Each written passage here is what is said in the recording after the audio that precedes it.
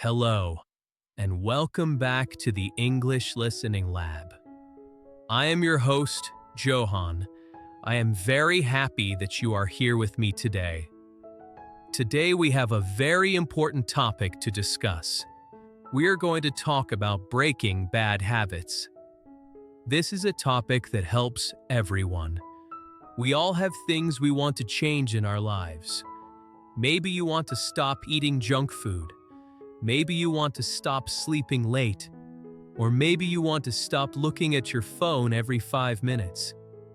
Whatever your bad habit is, we can learn how to fix it together. Before we start this long and interesting lesson, I have a small favor to ask you.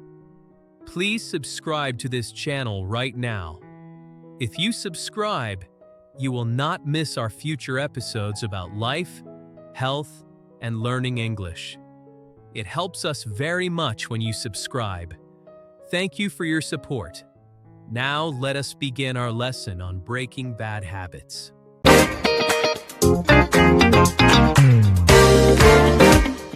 First, we must understand what a habit is. A habit is something you do without thinking. It is an action that is automatic. Your brain likes habits because they are easy. When you do something every day, your brain remembers it. It creates a path. It is like walking in a forest. If you walk on the same path every day, the grass disappears and the path becomes clear. It becomes very easy to walk there. This is how a habit works in your brain. Good habits are helpful. For example, brushing your teeth in the morning is a good habit. You do not think about it, you just do it. But bad habits work the same way. If you eat chocolate every time you are sad, your brain learns this path. It becomes automatic. To break a bad habit, we must understand that we are fighting against our own brain. We are trying to make a new path in the forest. The first step to breaking a bad habit is to find the trigger. A trigger is the thing that starts the habit. Every habit has a start button. This is the trigger. You need to be a detective. You need to watch yourself carefully. When do you do your bad habit? Is it when you are tired? Is it when you are hungry? Is it when you are bored? For example, let us look at the habit of checking your phone too much. When do you do it? Maybe you do it when you're working and the work is difficult. You feel stress, so you pick up your phone. In this case, stress is the trigger. Or maybe you eat cookies at night. Why? You are watching television, and you always eat when you watch television. The television is the trigger. You must write down your triggers on a piece of paper. This helps you see the pattern clearly. Once you know your trigger, you need to understand the routine. The routine is the action you take. It is the bad habit itself. For example, the trigger is feeling stress. The routine is biting your fingernails. Or the trigger is feeling bored. The routine is smoking a cigarette. We often think the routine is the only problem, but the routine is just the middle part of the circle. You cannot just stop the routine without a plan. If you just say stop it to yourself, it usually doesn't work.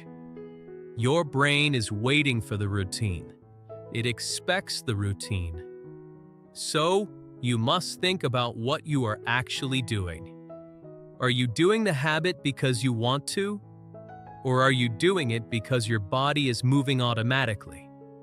Awareness is very important. You must catch yourself doing the routine.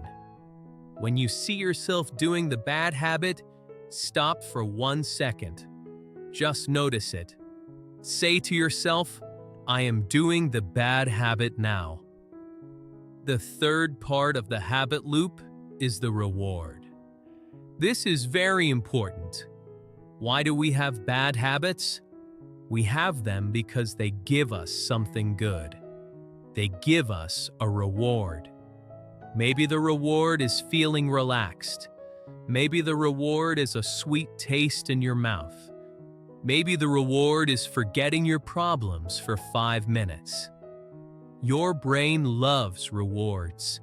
It remembers that the bad habit makes you feel good for a short time. Even if the habit is bad for your health, the immediate feeling is good. To break the habit, you must know what the reward is. Ask yourself, what do I get from this? If you eat a donut, the reward is the sugar rush. If you play video games instead of studying, the reward is fun and avoiding work. You must be honest with yourself. When you know the reward, you can find a healthy way to get the same feeling. Now we can talk about the strategy of replacement. You cannot simply delete a bad habit. It leaves a hole in your life. You must fill that hole with something else. You must replace the bad habit with a good habit. Let us look at an example. Imagine your bad habit is drinking soda in the afternoon. The trigger is feeling tired at 3 p.m. The reward is energy from sugar. If you just stop drinking soda, you will feel tired and sad. You need a replacement. Maybe you can drink cold water with lemon, or maybe you can drink green tea. You keep the trigger, which is 3 p.m. You keep the reward, which is a break from work, but you change the routine. Instead of soda, you choose tea. This is much easier than just stopping. Your brain still gets a break, but your body gets something healthy. You must plan your replacement before the trigger happens. Another very powerful way to break a bad habit is to change your environment. Your environment is the place where you live and work. It includes your house, your room, and your office. Your environment often tells you what to do. If you have cookies on your kitchen table, you will eat them. It is very hard to resist. The cookie is a visual trigger. To break this habit, you must change the room. Take the cookies away. Put a bowl of fruit on the table instead. If you want to stop looking at your phone while you sleep, do not bring the phone into the bedroom. Leave it in the kitchen. If the phone is not near your bed, you cannot look at it. This is called removing the friction. You make the bad habit difficult to do. You make the good habit easy to do. Design your life so that doing the right thing is the easiest choice. We must also talk about the people around you.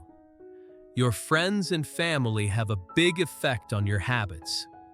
If all your friends smoke, it is very hard for you to stop smoking. If your family eats fast food every day, it is hard for you to eat salad. You need support. You should tell your friends that you are trying to change. Say to them, please help me. I want to stop this bad habit. Good friends will help you. They will encourage you. Sometimes, you might need to find new friends who have the habits you want. If you want to exercise more, find a friend who likes to run.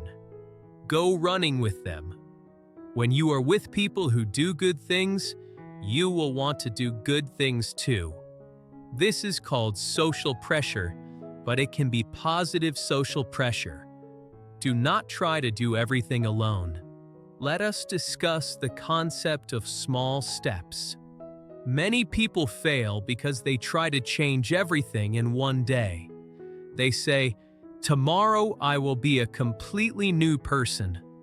I will exercise for 2 hours. I will eat only vegetables, and I will read 3 books." This is impossible. You will get tired very quickly. Then you will give up. It is better to start very small.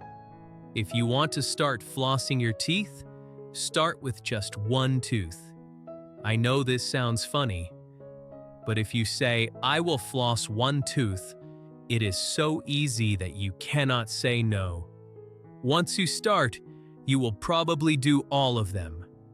If you want to run, do not run 10 kilometers. Just put on your running shoes. That is the first step. Make the habit so small that it is impossible to fail. Small wins make you feel confident. Then you can do more tomorrow. You must also be ready for failure. Failure is normal. You are human. You are not a robot. You will make mistakes. Maybe you are doing well for 1 week, and then you have a bad day. You eat the cake. You skip the gym. You smoke the cigarette. Many people think, "Oh no, I failed. I am weak. I should just give up." This is the wrong way to think. One mistake does not ruin everything. If you drop your phone, you do not smash it with a hammer. You pick it up and clean it. If you have a bad day, just get back on the path the next day. Do not be angry with yourself. Being angry leads to stress. Stress leads to bad habits. Be kind to yourself. Say, "Okay, I made a mistake. I will do better tomorrow." Patience is a key ingredient in breaking habits. You might have heard that it takes 21 days to break a habit. This is a very popular idea, but it is not always true. For some people, it takes 21 days. For others, it might take 2 months or even longer. A study showed that on average, it takes 66 days to form a new habit. That is more than 2 months. So you must be patient. Do not expect instant results. It is a long journey. You are changing the physical structure of your brain. This takes time. Do not look at the calendar every day. Just focus on today. Did I do the right thing today? If the answer is yes, that is a victory. Keep stacking these small victories. Over time, the bad habit will fade away. The new path in the forest will become clear and wide. Visualization is another tool you can use. Visualization means using your imagination. Close your eyes and see yourself without the bad habit. Imagine you are the person you want to be. If you want to stop being angry in traffic, imagine yourself driving calmly. Imagine how good it feels to be calm. Imagine your face looking happy. When you visualize, your brain practices the action. It prepares you for the real situation. Athletes do this all the time. They imagine winning the race before they run. You can do this too. Spend 5 minutes every morning imagining your day. Imagine facing your trigger and choosing the good habit. Feel the pride of making the right choice. This mental practice makes the real action easier. It helps you believe that you can change. It is also helpful to track your progress. You can use a calendar or a notebook. Every day that you do not do the bad habit, put a big X on the calendar. After a few days, you will have a chain of X marks. You will not want to break the chain. It becomes a game. You want to see how long you can keep the chain going. This gives you a visual proof of your success. When you feel weak, look at the calendar. Look at all the days you succeeded. It will remind you that you are strong. You have done it before, so you can do it again today. Writing things down makes them real. It keeps you accountable. You can also write down how you feel. Write about your struggles and your wins. This helps you understand your mind better. Let us talk about the word identity. This is a deep concept. To truly break a bad habit, you must change how you see yourself. If you are trying to quit smoking and someone offers you a cigarette, do not say, "No thanks, I am trying to quit." This sounds like you are a smoker who is making a sacrifice. Instead, say, "No thanks, I am not a smoker." This is a small change in words, but a big change in meaning. You are telling yourself and the world that you are a different person now. You are not a person who smokes. You are a non-smoker. If you want to run, say, "I am a runner." When you believe you are a healthy person, you will do things that healthy people do. Your habits follow your identity. Change your story, and you will change your actions. Finally, remember that breaking bad habits is about freedom. Bad habits control you. They take away your choice. When you have a bad habit, you are a slave to your urges. When you break the habit, you become free. You become the master of your own life. You decide what to do, not your automatic brain. This freedom is worth the hard work. It is worth the struggle. Think about how much better your life will be. You will have more energy. You will have more time. You will be healthier. You will be happier. Keep your eyes on this goal. The pain of change is temporary. The freedom of breaking the habit is forever. You have the power to change. Thank you for listening to this episode of the English Listening Lab. We have talked about many things today. We talked about triggers, routines, and rewards. We talked about replacing habits and changing your environment. We talked about patience and identity. I hope you found this lesson useful. Remember, breaking a bad habit is a journey. Take it one day at a time. Before you go, I have one last important reminder. Please subscribe to our channel and follow us on all our social media platforms. We have many more lessons coming for you. Share this episode with a friend who wants to change a habit. Together, we can learn English and improve our lives. I am Johan, and I will see you in the next episode. Goodbye and good luck.